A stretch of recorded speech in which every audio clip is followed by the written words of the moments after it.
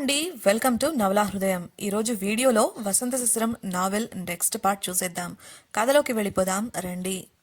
కొత్త కెఫే తెరవడం కోసం ఏర్పాట్లన్నీ పూర్తయ్యాయి. రిబ్బన్ కట్ చేసి కేఫ్ ఆరంభించడానికి ముఖ్య అతిథి కోసం ఎదురు చూస్తూ ఉన్నారు అంతా. సరిగ్గా అప్పుడే ఒక కారు వచ్చి ఆగగా అందులోని మనిషిని చూసి అక్కడి వారంతా షాక్ అయ్యారు.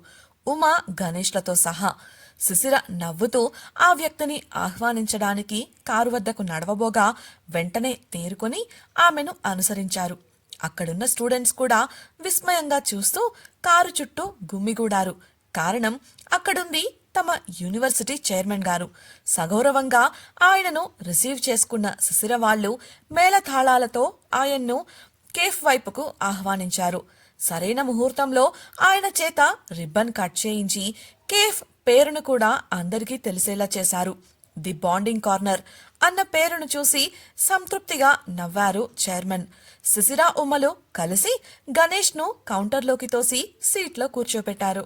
చైర్మన్ ముందుకొచ్చి, మీ ఈ వ్యాపారం అంచెలంచెలుగా ఎదగాలని ఆశిస్తూ మొదటి బోణి నేనే చేస్తాను అంటూ తనకు కావలసినవి ఆర్డర్ చేశారు. ఆ తరువాత అక్కడున్న మిగతా వారు లైన్లో క్యూ కట్టగా శిశిర, ఉమలు చైర్మన్ ను కేఫ్ లోపలికి తీసుకువెళ్లి అంతా తిప్పి చూపించారు.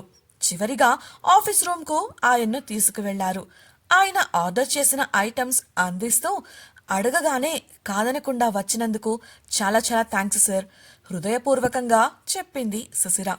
ఉమా, అవును సార్, మీ పనులను కాదనుకుని మా కోసం సమయం కేటాయించి మరీ వచ్చారు, చాలా థ్యాంక్స్ అని అంది. చైర్మన్ వారిని చూసి నవ్వుతూ, నా స్టూడెంట్స్ ఇలా తమ కాళ్ల మీద నిలబడటానికి కృషి చేస్తున్నారంటే నా వంతు సాయం నేను చేయాలి కదా అన్నారు. అలా కొంతసేపు మాట్లాడి ఆయన తిరిగి వెళ్ళిపోయారు. వెళుతూ వెళుతూ శిశిర, గణేష్, ఉమలతో కలిసి ఒక సెల్ఫీ తీసుకొని మరీ వెళ్లారు. కారులో కూర్చున్న అతడు ఆ ఫోటోను ఎవరికో పంపించి సంతృప్తిగా కళ్ళు మూసుకున్నాడు. ఇదంతా కాలేజ్ గేటు వద్ద నిలబడిన ఇద్దరు అమ్మాయిలు చూస్తూ ఉన్నారు. అందులో ఒకరు, ఆ శిశిర పనిచేసే కేఫ్ మూతపడిందని ఉష చాలా సంతోషపడింది. కానీ ఇంతలోనే ఇలా జరిగిందేంటి? ఉండు, నేను ఇప్పుడే తనకు ఫోన్ చేసి చెబుతాను అని అనగా రెండవ అమ్మాయి, ఆగు, అలా చెయ్యకు, తను ఇప్పుడు ఫ్యామిలీ ట్రిప్లో ఉంది, ఫోన్ చేసి ఈ విషయం చెప్పి తన మూడ్ పాడు చేస్తావా? వచ్చాక చెబుదాం, అప్పుడేం చేయాలో తనే చూసుకుంటుంది అని సర్ది చెప్పింది. అలా ఆ ఇద్దరూ అక్కడి నుంచి వెళ్ళిపోయారు. కేఫ్లో బిజినెస్ ఆరంభమైంది. ఇంతకు ముందు కన్నా ఎక్కువ వెరైటీ వంటకాలతో మంచి నాణ్యతతో ఫుడ్ అందించాలని అందుకు తగిన ఎన్నో ఏర్పాట్లు చేసుకున్నారు గణేష్ వాళ్ళు. కేఫ్ స్టూడెంట్స్తో నిండటంతో పూర్తిగా పనిలో మునిగిపోయారు వారంతా. అరవింద్తో కలిసి నిర్మానుష్యంగా ఉన్న అడవిలో దేనికోసమో గాలిస్తున్నాడు నందన్. వారి టీం సభ్యులు కూడా ఒక్కొక్కరు ఒక్కో వైపుకు వెళ్లి వెతుకులాడుతున్నారు. అందరి ముఖాల్లోనూ సీరియస్నెస్ ఉండగా ఒక్క నందన్ ముఖంలో మాత్రం చిరాకు కనిపిస్తోంది. అది గమనించిన అరవింద్, ఏంట్రా ముఖం అలా పెట్టావు అని అడగగా, నీవల్లేరా చక్కగా ఈ వయసులో లవ్ అని, ప్రపోజల్స్ అని పూలు పట్టుకొని అమ్మాయిల కోసం వెతకాల్సిన వాణ్ణి పట్టుకొచ్చి ఇలా బలవంతంగా వాళ్ళ బాడీ పార్ట్స్ కోసం వెతికిస్తున్నావు. అవి చూస్తుంటే నాకు జీవితం మీద విరక్తొచ్చి ఒంటిలింగంగా మిగిలిపోతానేమో అని భయంగా ఉంది. నా కొడుకులు ఎవరో కాని చక్కగా అమ్మాయిల వెంటపడాల్సిన వాణ్ణి వాళ్ల వెంటపడేలా చేసుకుంటున్నారు. వాళ్ళు దొరకాలి, మస్తాన్ గాడి కత్తి తెచ్చి కైమా కొట్టకపోతే చూడు నా కొడుకుల్ని. ముందు నిన్ననాల్రా ఇలాంటి సైకో కేసులోకి నన్ను లాగినందుకు నిష్ఠూరంగా అన్నాడు. అరవింద్, సోదాపి పని చూడుబే, మనం చేసే ఆలస్యం ఇంకో ప్రాణం ఖరీదు, మూసుకొని అని అంటుండగానే దూరం నుంచి సార్ అన్న గావు కేక వినపడింది. గబగబా అందరూ ఆ వైపు పరుగులు తీశారు. కేక వినిపించిన ప్రాంతానికి చేరువయ్యే కొద్దీ దుర్గంధం ముక్కుకు తగలడంతో రుమాలు ముక్కుకు కట్టుకొని అక్కడికి చేరేసరికి కుళ్ళిపోతున్న స్థితిలో ఒక శవం కనిపించింది. ముందుగా అరిచిన వ్యక్తి, మగమనిషి శవం సార్, క్లోజ్ టీమ్కి ఫోన్ చేయమంటారా అని అరవింద్ను అడిగాడు. అరవింద్ అవునంటూ తల ఊపి, కంట్రోల్ రూమ్కి కూడా ఇన్ఫార్మ్ చేయండి, ఒక అంబులెన్స్ పంపించమని చెప్పండి అని ఆర్డర్ వేశాడు. అప్పటికే ఇద్దరు ముగ్గురు అధికారులు అక్కడి జుగుప్సాకరమైన దృశ్యం చూసి వాంతులు చేసుకున్నారు. అక్కడి ప్రదేశాన్ని సీజ్ చేసి అరవింద్ నందన్లు పక్కకు వచ్చేసరికి అప్పటి వరకు ఉగ్గ పట్టుకున్న నందన్ కూడా వాంతి చేసేశాడు. గుడ్, ఎన్నో నెల అన్న అరవింద్ను కోపంగా చూస్తూ నోటికొచ్చిన బూతులను కంట్రోల్ చేసుకున్నాడు నందన్. ఆ చుట్టుప్రక్కల మిగతా అధికారులు ఎవ్వరూ లేరని ధృవీకరించుకొని, నీ అబ్బా, నీ మాట విని ఏమంటా ఈ ఉద్యోగంలో చేరానో, ఎప్పుడు చూడు గొడవలు, కేసులు, శవాలు, రక్తం, ఇవి తప్ప ఒక్క సరదా అయినా దొరికిందారా నా బ్రతుక్కి?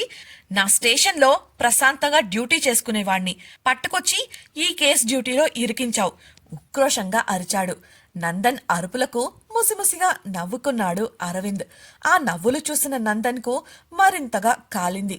కాని ఏమీ చెయ్యలేక వెళ్లి మౌనంగా తమ కారులో కూర్చున్నాడు.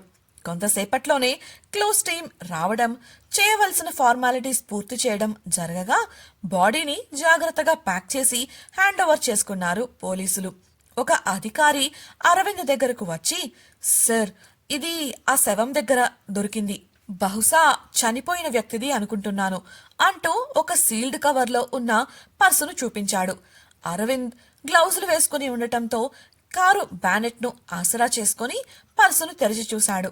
అందులో ఒక ఫోటో, కొన్ని విజిటింగ్ కార్డులు, ఐడెంటిటీ కార్డులు ఉన్నాయి. అరవింద్ వాటిని ఆర్డర్లో పెడుతుండగా ఎవరో తెలుసుకోవాలన్న ఆత్రం ఆపుకోలేని నందన్ కారు దిగొచ్చి వాటి వంక చూశాడు. వెంటనే, రేయ్ మామా, వీడు పెద్ద దూలగాడ్రా, వీడు ఒక జర్నలిస్ట్ అని అన్నాడు. అరవింద్ సీరియస్ గా ఒక్క చూపు చూసేసరికి తమ చుట్టూ మిగతా స్టాఫ్ ఉన్నారన్న విషయం గుర్తొచ్చి నాలుగు కరుచుకున్నాడు. వెంటనే సీరియస్ టోన్లో, సారీ సార్, ఇతను ఒక జర్నలిస్ట్. ఈ మధ్య ఇతని పేరు బాగా ఫేమస్ అయింది. ఒక కంపెనీ సీఈఓ లవ్ లైఫ్ గురించి ప్రూఫ్తో సహా వార్తలు కలెక్ట్ చేసి బాగా పేరు సంపాదించాడు అని రిపోర్ట్ చేశాడు. ఏ కంపెనీ అని అరవింద్ ప్రశ్నించగా, స్మార్ట్ వర్క్ గ్రూప్ అని సూటిగా చూస్తూ చెప్పాడు నందన్. ఆ మాటలు విన్న అరవింద్ నొసలు చిట్లించి చూశాడు. అన్నీ పరిశీలించి, ఈ కేస్ మనకిందికి రాదు, ఈ ఏరియా ఎవరి అండర్లో ఉందో కనుక్కొని వాళ్లకు కేసు వివరాలు ఫార్వర్డ్ చేయండి, మనం వచ్చిన పని ఇంకా అవ్వలేదు, పదండి మన పని చూద్దాం అంటూ ముందుకు కదిలాడు. అరవింద్ని అనుసరించిన నందన్, ఈ బాడీకి మన కేసుకి సంబంధం లేదని నువ్వెలా చెప్తావు? మిగతా వాటిలానే నిర్మానుష్యమైన చోటే దొరికింది కదా, ఒకవేళ వసంత్ ఇన్వాల్వ్ అయ్యాడని అనుకుంటున్నావా అని గుసగుసగా ప్రశ్నించాడు. అందుకు అరవింద్, ఇప్పటి వరకు మన కేసులో బాడీ పార్ట్స్ ని నరికి వేరువేరు ప్రాంతాల్లో డిస్పోజ్ చేశారు, కానీ ఇలా చేయలేదు. అందులోనూ మన కేసులో టార్గెట్ చేయబడిన వారంతా ఆడవాళ్ళు మాత్రమే. ఇకపోతే వసంత్ గాడి డీలింగ్కి దీనికి చాలా తేడా ఉంటుంది. గతంలో వాడికి సంబంధించిన 2 కేసులు నేను డీల్ చేశాను. అందులో పనిచేసింది వాడే అని తెలుస్తుంది, కానీ ఎక్కడా ఆ పని జరిగినట్లు ఆధారాలు దొరకవు, శవాలు కూడా దొరకవు. ఇది వాడి పని కాదు అనటానికి ఇదొక్కటి చాలుగా. ఇక వివరాలన్నీ సంబంధిత స్టేషన్ అధికారులు చూసుకుంటారు, కానీ పద మన పని మనం చేద్దాం అని అన్నాడు. నీరసంగా తలకొట్టుకొని అరవింద్ను అనుసరించాడు నందన్. బాడీని పోలీసులు హ్యాండ్ ఓవర్ చేసుకున్న కొంత సమయంలోనే విలేకరి చనిపోయాడు అన్న వార్త, అందులోనూ హత్య చేయబడ్డాడు అన్న వార్త అందరికీ తెలిసిపోయింది. పోస్ట్ మార్టం రిపోర్ట్లో అతడు కత్తిపోట్ల వల్ల మరణించబడ్డాడని తెలిసింది. అతన్ని హత్య చేసింది ఎవరు అన్న దిశగా పోలీసులు విచారణ సాగించారు. ఆ దిశగా వెళుతున్నప్పుడే విలేకరి వసంత్ సౌమ్యల గురించి తప్పుడు వార్తలు రాసినట్లు ఆ చర్యను రాజేంద్రవర్మ ఖండించబడటం బయటపడ్డాయి. రాజేంద్రవర్మ స్మార్ట్ వర్క్ గ్రూప్ లో ఉన్న సమయంలోనే విచారణకు వచ్చారు పోలీస్ అధికారులు. రాజేంద్రవర్మ ఈ వార్తలు రాసిన వ్యక్తిపై లీగల్ గా కేసు పెట్టానని చెప్పగా, వసంత్ తాను ఫోన్ చేస్తే ఆ విలేకరి మాట్లాడిన మాటలను గురించి వివరించాడు. ఇంకాస్త గట్టిగా అడిగిన పోలీసు అధికారికి రాజేంద్రవర్మ గారే స్వయంగా క్లారిటీ ఇచ్చాక ఇక ఆ విలేకరితో నాకేమవసరం అంటూ గంభీరంగా చెప్పాడు వసంత్. ఎక్కడా సుశిర, శైలేష్లు చేతులు కలిపి ఈ పని చేశారని కానీ తన దగ్గర ఉన్న మర్డర్ వీడియో గురించి కానీ ప్రస్తావించలేదు. తానుగా ఇటువంటి కేసులో ఇన్వాల్వ్ అవ్వడం అతనికి సుతారం ఇష్టం లేదు. సుశిర విషయంలో ఆమెకు శిక్ష పడే రాతే ఉంటే పోలీసులే ఆమె వరకు వెళతారని అనుకున్నాడు. వారితో మాట్లాడి తిరిగి వెళ్లిపోయారు పోలీసులు. ఆ వెంటనే రాజేంద్రవర్మ కూడా వెళ్లిపోగా వసంత్కు అరవింద్ నుంచి కాల్ వచ్చింది.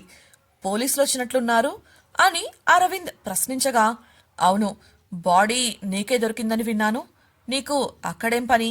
నువ్వు చాలదన్నట్లు ఆ నందన్ గాన్ని కూడా లాక్కు వెళుతున్నట్లున్నావు అని ప్రశ్నించాడు వసంత్. తప్పలేదు, కేసు అలాంటిది అని అరవింద్ చెప్పగా, ఏం కేసు? విసుగ్గా అడిగాడు వసంత్. కాల్లో కాదు, నేను నిన్ను కలవాలి పర్సనల్గా అడిగిన అరవింద్కు, సరే సాయంత్రం డిన్నర్కొచ్చేయండి, అమ్మ ఎప్పటినుంచో మిమ్మల్ని చూడాలనంటోంది బదులిచ్చాడు వసంత్. సరే అన్న అరవింద్ కాల్ కట్ చేయగా, వాడు ఏమన్నాడు? ఒప్పుకున్నాడా? ఆత్రంగా ప్రశ్నించాడు నందన్. అమ్మని చూడటానికి సాయంత్రం ఇంటికి రమ్మన్నాడు చెప్పి ముందుకు నడిచాడు అరవింద్. ఇందులో వాడిని ఇన్వాల్వ్ చేయడం కరెక్టే అంటావా అడిగిన నందన్ వంక తీక్షణంగా చూశాడు అరవింద్. కేఫ్ పనులతో అలసిపోయిన శిశిర ఉమలు సాయంత్రం వేళ ఫామ్ హౌస్ కి చేరుకున్నారు. శిశిర ఫ్రెష్ అవ్వడానికి బాత్రూంలోకి వెళ్లగా మంచంపై కూర్చొని ఫోన్ అన్లాక్ చేసింది ఉమ. ఒక వార్త కనిపించి కంగారుగా బాత్రూం తలుపు కొట్టింది. అబ్బా, వస్తున్నా ఉమా విసుక్కుంటూ బయటకు వచ్చిన శిశిర చేతిలో ఫోన్ పెట్టింది ఉమ. శిశిర కళ్ళు కూడా పెద్దవగా, అయితే ఈ మనిషి జర్నలిస్టా? అది కూడా సౌమ్య వసంత్ గార్ల గురించి తప్పుగా వార్తలు రాసిన వ్యక్తి. ఆ వార్త వెనుక సౌమ్య ఉంది కదా, అంటే ఇతన్ని చంపించింది సౌమ్యనా? అతడు వీడియోలో మీ మేడం అని అన్నది సౌమ్య గురించి అంది ఉమ కంగారుగా. ఇప్పుడేం చేద్దామే? పోనీ పోలీసులకు ఆ వీడియో ఇచ్చి దీనంతటికీ కారణం సౌమ్య అని చెబుదామా అంది తనే మళ్ళీ. శిశిరకు ఇప్పుడిప్పుడే పూర్తి విషయం అవగాహనకు వచ్చింది. వసంత్ తనకు ఇచ్చిన పెన్ డ్రైవ్ లో విలేకరి బ్రతికున్నప్పుడు అన్న మాటలు మాత్రమే ఉన్నాయి. అంటే వసంత్ దగ్గర విలేకరి హత్యకు సంబంధించి పూర్తి వీడియో ఉండి ఉండొచ్చు. బహుశా అందులో ఇంకేదైనా ఉండి ఉండొచ్చు. అందుకే అతడు పూర్తి వీడియో పంపలేదని అర్థం చేసుకుంది.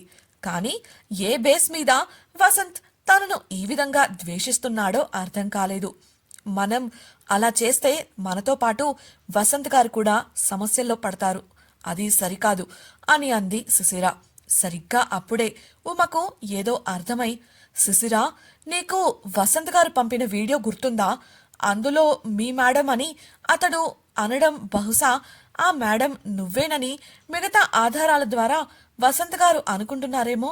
లేదంటే మనకు తెలియకుండా నువ్వు ఈ కేసులో ఇరుక్కునే విధంగా ఇంకేదైనా జరిగిందేమో.